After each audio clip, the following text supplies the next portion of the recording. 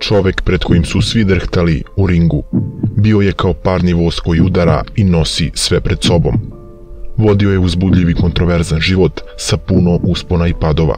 Bio je svetski šampion u super teškoj kategoriji u boksu i jedan je od najboljih boksera i boraca svih vremena. Njegovo ime je Michael Gerard, poznatiji kao Mike Tyson. Michael Gerard Mike Tyson je rođen 30. juna 1966. godine u Brooklynu, New York. 2 godine nakon Mikeovog rođenja, njegov otac napušta porodicu, pa je tako svoje detinjstvo proveo sa majkom, sestrom Denis i starijim bratom Rodnijem. Živjeli su težak i skroman život. Kao mali bio je veoma mršav i nije se nikome mogao suprotstaviti. Često je dobio batina od starijih mangupa iz kraja, a također i od njegovog starijeg brata. Međutim, jedna situacija će sve ovo promijeniti, kada Tysonu, koji je veliki ljubitelj golubova, jedan lokalni siledžija ubija goluba ispred očiju. Mike je u tom trenutku iz sve snage udario, a zatim pretukao tog momka i od tada dobija veliko poštovanje ostalih starijih momaka iz kraja. Ovo je bila ujedno i njegova prva tuča. Nateran surovim i teškim životom, u danima kada nije imao šta da jede, ulazi u društvo lokalnih gangstera i zajedno sa njima počinje da krade. Ovakav način života donio mu je i mnogo problema, pa je prve probleme sa zakonom imao već u svojoj 12. godini, kada je uhvaćen u oružanoj pljački, gde je kasnije poslat u popravni dom u blizini New Yorka. Iz popravnog doma pušten je sa 14 godina i tada se vraća u školu sa malo ozbiljnijim i trezvenijim razmišljanjem.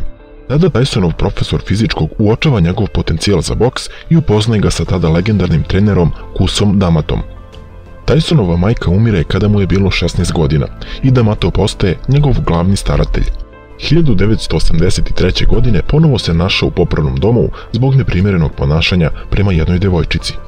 S obzirom na velike uspehe u materskoj konkurenciji, Tyson 1984. godine pokušava da uđe u olimpijski tim Amerike, ali u tome ne uspeva. Po preporuci trenera iste godine postaje profesionalni bokser. U martu 1985. Tyson prvi put ulazi u profesionalni ring. U svojoj prvoj godini među profesionalcima ostvaruje 15 pobjeda bez poraza. Mnogi su govorili da je D'Amato stvorio savršenog boksera. Ipak nije stigao da vidi Tysona sa šampionskim pojasom jer je preminuo krajem 1985. godine. Svakako jedan od najznačajnijih mečeva u Tysonovoj karijeri pre osvajanja svjetske titule bio je meč sa Marvisom Frazerom. Do tada neporaženi Tyson je u karijeri imao 24 pobjede, uključujući i 9 pobjede te 1986. godine. Odmah po početku meča Tyson je naterao Frazera na defanzivu, koristeći levi direkt da drži Marvisa u konopcima. Frazer se od Mikeove najezde povukao skroz u ćošak, verovatno nesvestan onoga što ga čeka. Usledila su 2 silovita aperkata gvozdenog Majka, od kojih je Frazer ukrstio očima i čini se već bio gotov, ali je Tyson sa još nekoliko silovitih udaraca dodatno otežao situaciju Frazeru, koji je završio na podu. Sudija Joe Cartes počeo je odmah da broji Marvisu, ali je brojanje prekinuo već na 5, shvativši da Frazer uopšte ne reaguje. Tako je borba okončana samo 30 sekundi od početka, postavši tako, a do kraja karijere i ostavši najbrža pobjeda profi karijere Mikea Tysona. Posle te borbe Frazer je odboksovao samo još par mečeva, ali se ubrzo, iako veoma mlad, povukao iz boksa. Kako je kasnije rekao, povlačenje je došlo kao posljedica batina koje je u julu 1986. dobio od Tysona. Samo par mjeseci nakon ovog meča, 22. novembra 1986. godine, postaće jedan od najvažnijih dana za boksersku istoriju. Tog dana boks je po mnogima ušao u jednu od svojih najsjajnijih era, jer je posle brutalne pobjede protiv Trevora Berbica u Las Vegasu najmlađi profesionalni šampion u istoriji teške kategorije postao legendarni Mike Tyson. Samo 19 mjeseci pre borbe sa Berbicom, Tyson je postao profesionalac, ali je za to vrijeme uspeo da zabeleži neverovatnih 27 pobjeda. Od toga čak 25 nokautom, bez i jednog poraza. Još pre početka same borbe bilo je vrlo zanimljivo i napeto. 12 godina stariji Trevor Berbic se odlučio za psihološku igru. Pošto je imao pravo prvenstva u izboru opreme za meč, namerno se odlučio za crni šorc kakav je nosio Tyson u svim svojim prethodnim duelima, želevši da na taj način isprovocira Mikea i natera ga da promeni opremu. Ipak nije mu uspelo. Mlađani izazivač nije imao nameru da menja opremu, pa je izabrao i po cijenu kazne da u ringu bude u crnom šorcu koji je nosio i u svojim prethodnim duelima. Usledila je borba u kojoj je Tyson i bukvalno od samog starta pribijao rođenog Jamajčanina i samo je gong u prvoj rundi spasio Berbika da pojas ne izgubi već u prva 3 minuta. Iako je Trevor Berbick bio poznat kao bokser koji je znao da primi udarce, mnogima nije jasno kako je uspeo da preživi prvu rundu i neverovatne Tysonove udarce. Pokušavao je Berbick da ostane stabilan i koliko toliko parira Tysonu, međutim nije mu bilo spasa, pa je sudija na kraju i definitivno prekinuo meč. Bio sam nervozan da ću ga mnogo povrediti. Ništa nije moglo da me zaustavi te noći.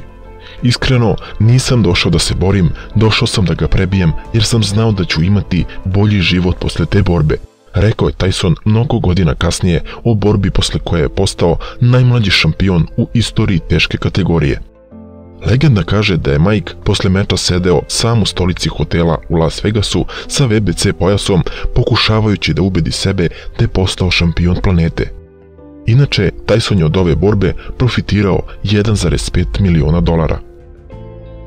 Nizao je pobjede sve do 11. februara 1990. godine, kada ga je u Tokiju porazio Buster Douglas, koji ga je nokautirao u 10. rundi i tako mu oduzeo titulu apsolutnog šampiona. To je ujedno bio i prvi Tysonov poraz posle 37 uzastopnih pobjeda. Jedan ružan događaj i ne baš tako sjajan deo života koji je obeležio Tysona bilo je silovanje 18-godišnje devojke, zbog čega je 1992. godine osuđen na 6 godina zatvora, ali zahvaljujući dobrom vladanju pušten je posle 3 godine. Po izlasku iz zatvora izjavio je da je potpuno nov čovek, da je puno vežbao i da će vratiti titule koje su mu oduzete, što je na kraju zaista i ostvario. Novi bokserski mečevi Tysonu su doneli i više novca nego ranije. Za 3 lake pobjede u prvoj postzatvorskoj godini zaradio je čak $65 miliona. Da je Mike Tyson krajnje kontroverzna osoba od koga svašta možete da očekujete, govori i meč iz 1997. godine, kada je svom protivniku Evanderu Holyfieldu bukvalno želeo da odgrize uvo, a delimično je i uspeo u tome. Bio je to 7 meseci očekivani revanš. Naime, Holyfield je u novembru 1996. iznenadio favorizovanog Tysona i nokautom u 11. rundi preoteo mu WBA titulu. Tyson je bio naoštren da vrati pojas. Međutim, u uvodnom delu meča ponovo je Holyfield bio bolji. A onda je u 3. rundi Tyson načinio najčuveniji, ali i najsramniji potez u istoriji boksa. Odgrizao je protivniku delić uha i pljunuo ga na pod. Meč je naravno prekinut, Tyson je diskvalifikovan uz zabranu bavljenja boksom na godinu dana i novčanu kaznu od čak $3 miliona. Gvozdeni Mike se u početku pravdao tvrdnjama da nije više mogao da trpi Holyfieldove udarce glavom, koji su zabranjeni, ako je sudija nije sankcionisao. On je o tome prvi put otvoreno pričao u dokumentarnom filmu Tyson iz 2008. godine, a sljedeće godine se Evanderu javno izvinio gostujući u jednoj emisiji. Nakon zabrane Tyson se 1999. godine vratio u ring, međutim, mnogi su procenili da to više nije bio onaj stari Mike. Imao je problema sa gojažnošću i lekovima, pa samim tim više nije bio na onom vrhunskom nivou. Nakon par borbi usledila je zadnja slamka spasa za Tysona 2002. godine, kada se susreo sa Britancem Lennoxom Lewisem, tadašnjim svetskim šampionom koji je branio WBA, IBF i IBO titulu. Ovo je bio jedan od najgledanijih i najvećih sportskih događaja 21. veka, na kome su prisustvovale najpoznatije ličnosti kako sporta, tako i filma, umetnosti, a i ostalih branši. Lennox je uspeo da odbrani titulu i tako nanese još jedan poraz Tysonu, kome posle ovog meča nije bilo povratka na stare staze.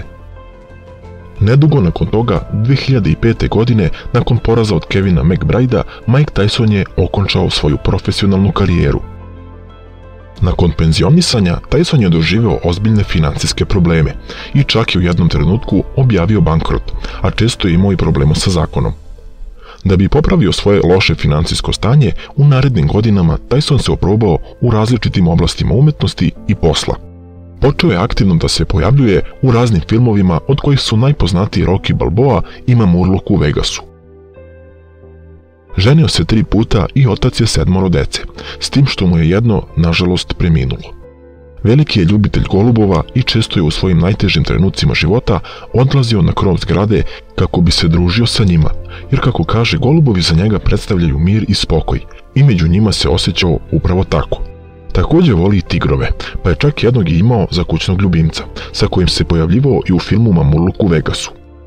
Trenutno je oženjen sa Luckyom Spicer, sa kojim živi u Nevadi u Americi, zajedno sa njihovo 2 dece. Navodno se smirio i, kako kažu, živi normalnim životom. Ali, da li ovakva zver zaista može da se ukroti i smiri? Ostaće večita dilema. Bilo kako bilo, ovaj čovjek je bio i ostao jedan od najvećih sportista svih vremena. Neko ko je zaista ispisao istoriju u svijetu boksa i neko čije će se ime prepričavati decenijama, pa možda čak i vekovima. Jedan jedini Mike Tyson. Ja vam se zaista zahvaljujem na gledanju i puno bi mi pomoglo kada biste lajkovali ovaj video i također se pretplatili na moj kanal, jer tako puno možete da pomognete u daljem napredovanju ovog kanala. Do neke sljedeće životne priče i klipa, veliki pozdrav!